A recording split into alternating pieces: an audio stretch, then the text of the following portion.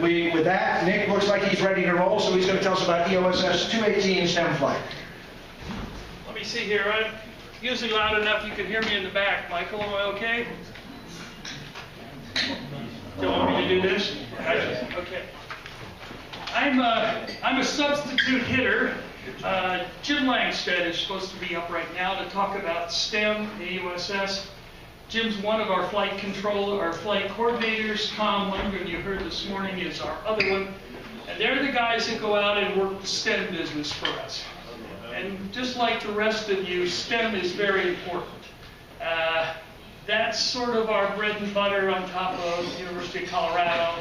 That's how we spread the word. That's how we get kids interested in science. So what they do is critical. Unfortunately, Jim had a family engagement come up quickly and didn't make it. However, back in February, on the 13th, he coordinated a flight out of Eaton, Colorado, and it was a STEM flight. I'm going to show you a lot about that STEM flight, but I'm going to put this thing in a big kind of a twist on what I'm trying to do here. We flew a lot of kids. It was very successful. I'll show you the list of all that. But the pitch here is not about this flight.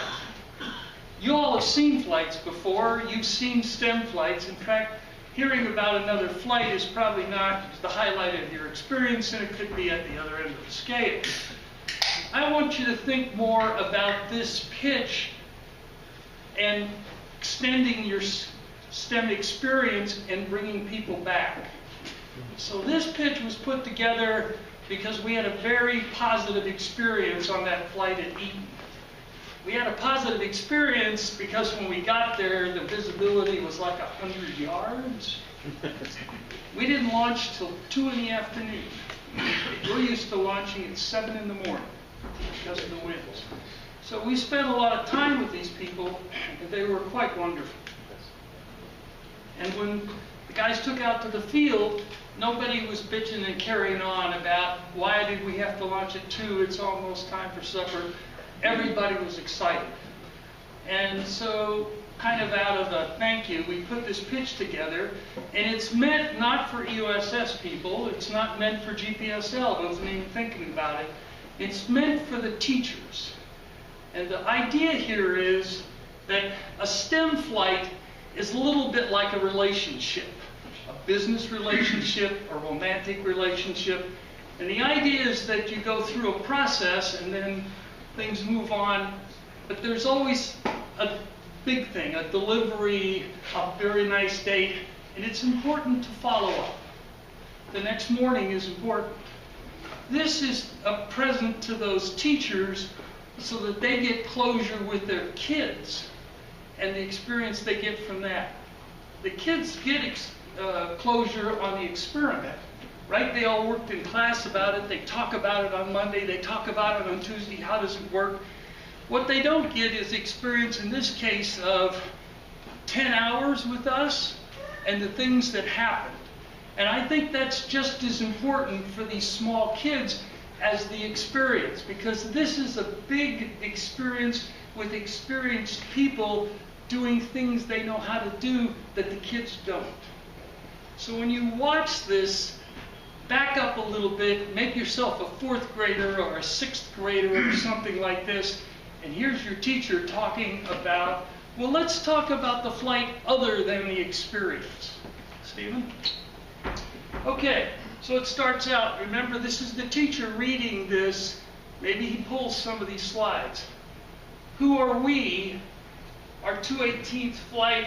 So we're going to talk about a little bit more about EOS later, but let's just talk about the experience. Stephen? Who's flying today? Well, the University of Colorado. This is a graduate student experience, or experiment, and he was using HD TV. So he's a little bit outsider, but it's still a STEM flight. This is for his PhD. Look at this lineup that Jim got together for us. This is a very interesting one, the Denver School of Arts Amateur Radio Club. The leader of that is a young fellow named Skyler. He's a concert pianist, but he also is an amateur radio operator. Quite a guy. So some of these, this one's going to be very interesting, and I'll show you that in a second. We use two balloons, or two beacons, as you probably know, but again, you're the teacher talking to the class. Stephen? So, where do we launch from? Well, we went up to Eaton. We all live down here in Denver, or maybe up in Boulder, and we drove up to the Eaton Middle School, and this is the parking lot we went in.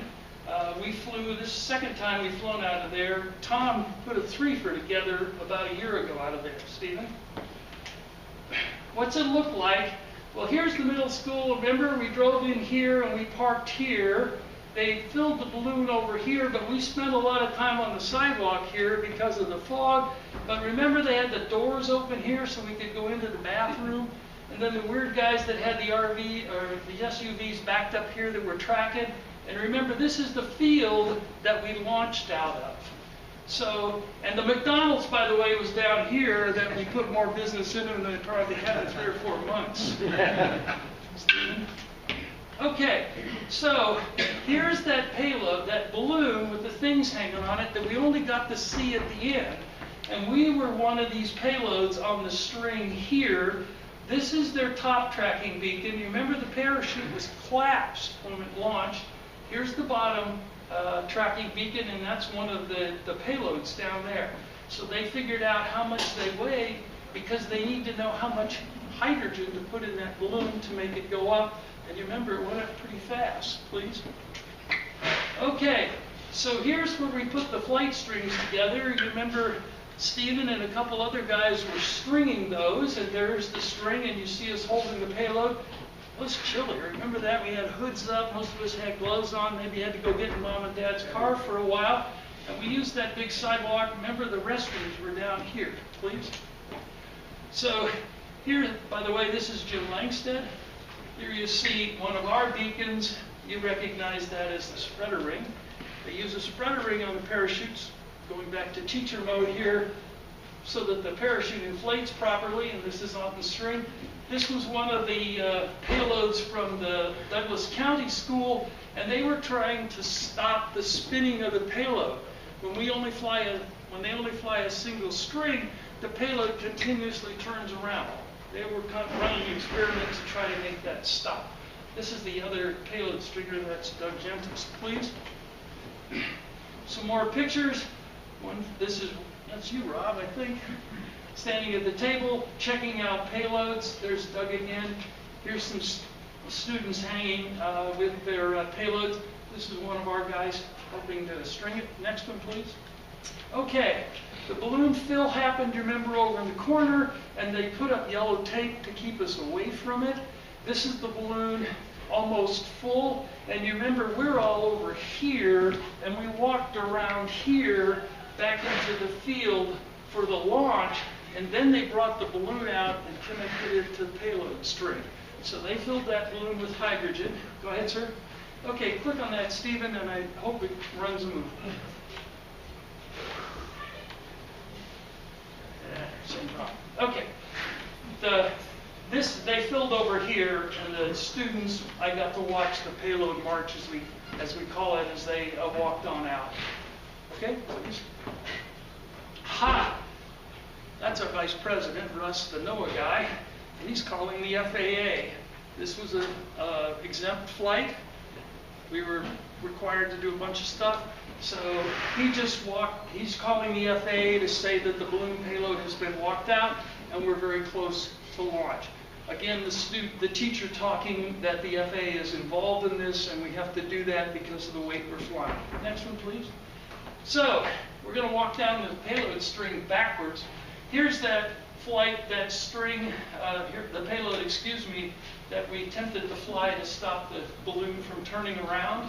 It was at the very bottom of the flight string. Here's EOSS-218 one of the beacons that may fly tomorrow with us. This one is from this reads up Douglas STEM Academy, us. Here's a couple payloads from the Estes Park engineering class. They actually had 4 payloads inside that box. Here's the concert pianist right here flying a GPS and a TNC that he built. The next one, please. Another payload. This is from the Eaton Middle School. They're our sponsor. And we looked at this thing and said, that's not going to work. We fly with the wind. He said, I know, but it's going to be a real learning experience, isn't it, when we get the data and we look at it. And I thought that was very clever. You sort of set the kids up for something that won't work, and then you figure out why it didn't, and that's the learning experience. Here's the payload right here. This one actually has 60 HOMSAT type payloads in it. You can see a very clever way to pull this off. And here's the graduate student with his high definition TV experiment, please. So here's Jim finishing off. This is our top beacon. You recognize that, of course, is the spreader ring, the parachute barely inside there. And we always use a checklist, and there's the checklist guy following the flight controller around. Please. Okay, we're getting ready to go. We use what some of you call a Hail Mary launch. So Larry is standing back here. He's sitting back there right now. The balloon's up in the air, and these guys, because we ended up kind of still, but maybe a little wind, so we're not in a straight line, but we're not in a circle, which is the way we go when the wind's light. Go ahead, Stephen. Okay, so you can see the balloon right here. Here's Larry. Here's the lady holding the parachute, and then you can see the payloads walking around here. Go ahead, please. Okay, try that movie, please.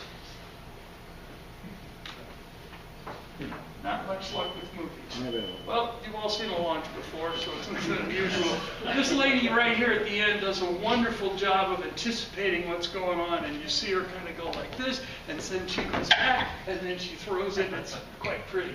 Okay. So, the launch was delayed because of fog. Everybody's patient. Our waiver called for a 7 o'clock launch. We thought the fog would list at 9 o'clock, not even close. We called the FAA and they said, you can launch, but you can't launch till after 11:30. We decided to start filling at 12:30. That wasn't looking very good. We got a big powwow, and we decided that we wouldn't launch. And we told the teachers this, so I get to present on the teacher again. We wouldn't launch unless we could have an hour before sunset, the kids would be out of the field. Boys have a problem of running into problems getting landowner permission, or we get out in the field and something's not right. So that hour was our safety margin. Remember, this is February, so sunset was about 5:30 or so. So this is a long walk through this for the teachers. Again, visibility has to be 4 or 5 miles, and we scurried around and said, where are the things in Eaton that are 5 miles away, so we can walk up and say, yeah, we're cleared to fly. The meteorologist who does the predictions for us said, when this fog clears, it's going to be clear. We know that from observations, but the fog's screwing us up, so we were pretty confident we were going to make this thing go. The flight followed the prediction very well, landed south of Brush within 100 meters of the road. That fellow back there with a t-shirt on right there watched it come fly over the top of his head and land behind him. The next one, please. So, how did the balloon go up? Well, this is the ascent rate and the normal kick over, and then this is the descent rate. Now, this is the average ascent rate, and these funny things are due to the fact that the wind doesn't blow horizontally. The wind has an upward and a downward component to it, and it affects your ascent rate, as you can see here. Of course, this scale goes off the bottom and then comes back up. So this is, again, to give the kids, we got to, looks like about 90,000, 94,000 feet or something like that. Next one, please. Okay, so how fast did the balloon go? Well, before we talk about how fast the balloon go, remember we live in the troposphere, there's the tropopause where the winds get really strong, that's where the jet stream is, and then it gets warmer after that. But where the jet stream lives is about right here, and if we correlate that speed, which is 95 miles an hour, with altitude, we see we're about 50,000, something like that, and that's the top of the tropopause for that day. That's where the jet stream was living. We went up, and as you go up, you slow down a lot. This is where burst occurred. Actually, it occurred over about here, about up there, and then the balloon starts down and has to go back through that, only it's hanging from a parachute, and then it comes down and lands. And we see the same thing here in time. Okay? So, where'd it go? Well, here we are at Eaton. Denver's down about here. This is I-76 on its way to Nebraska. So the balloon left Eaton to the east. We lost some packets in here. These dots, these plus signs are about 30 seconds apart. Here's the high speed, because we see the dots are further apart. The balloon goes up, slows down, the red turns to burst, the balloon comes down, flies I-76, and then ended up a little bit on the other side of Brush, Colorado. Please? Okay, here's the numbers. We launched at 150, 4,800. We burst at 94. Here's the max speeds up, down. Here's the ascent rates. Those are average ascent rates. Max ascent rate, got a pretty good run, or this is a descent rate, excuse me. You're hauling pretty fast when you're covering 7,000 feet per minute. Landing time, 4 o'clock, or a little before 2 hours, just about right. Went 63 miles downrange. Actual flight distance flew almost 100 miles. Remember, it went out, turned around, and come back. Again, trying to be teacher voice. Well, we all then, remember the balloon left, and we started to get organized. We formed these convoys with all the students and all the teachers, and we had EOSS people leading us out. How do we get out there to where the balloon went? Well, we were way up here. Remember, we went to Greeley. It doesn't smell good in Greeley because they have all those cattle processing plants. It doesn't smell good in Greeley. Okay, and then we got on the road and started going a lot faster, and then we got on the interstate and went out here, got off at Brush. That's where we met the EOSS guys that led us to the final thing, to the final landing point.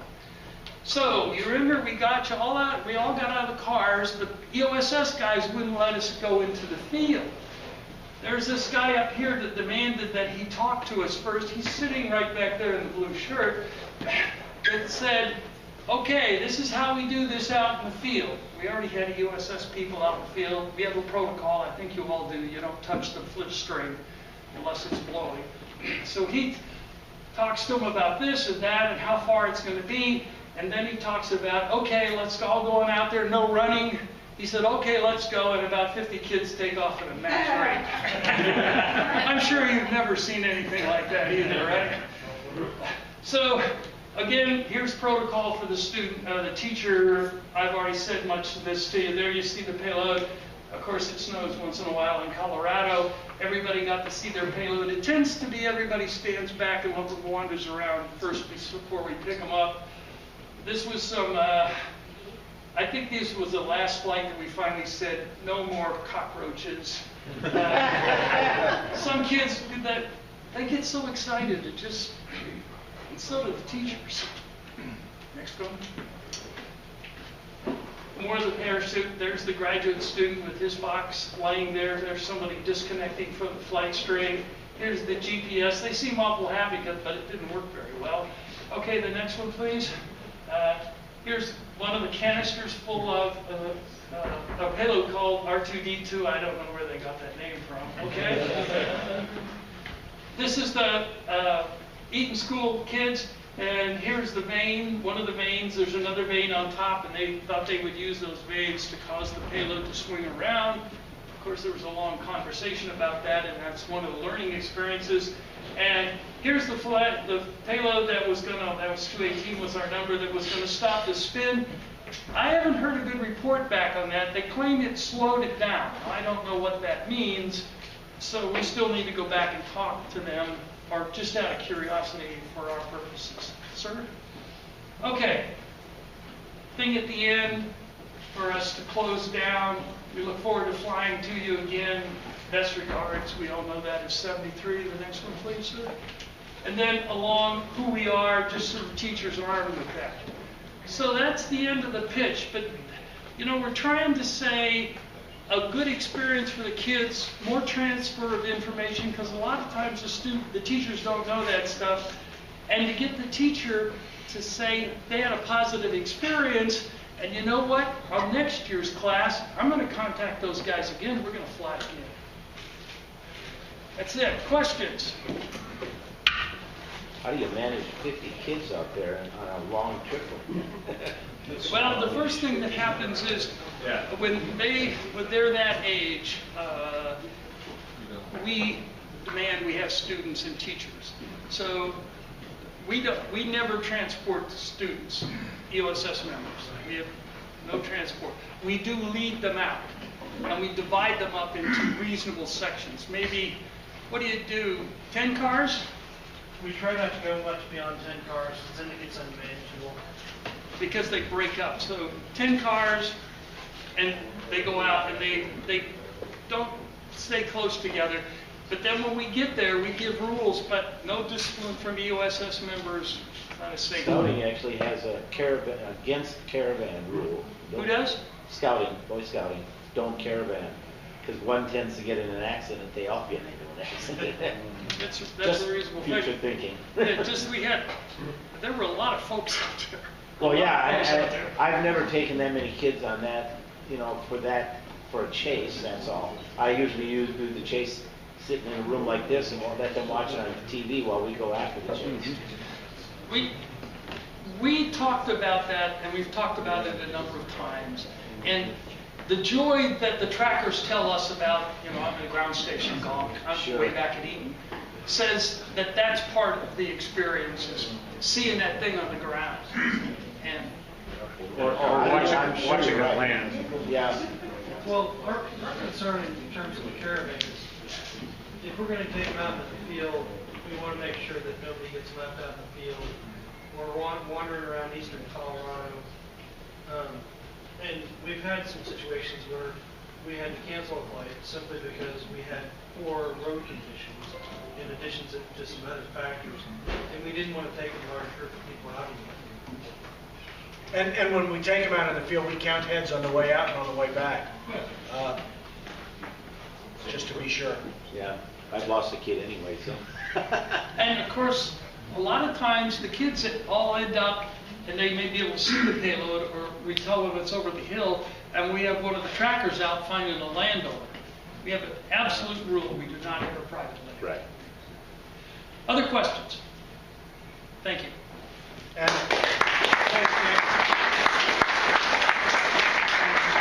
I'm glad you remember that absolute rule, because welcome to Texas, one of the heaviest armed states in the Union. Do not go onto private land without permission.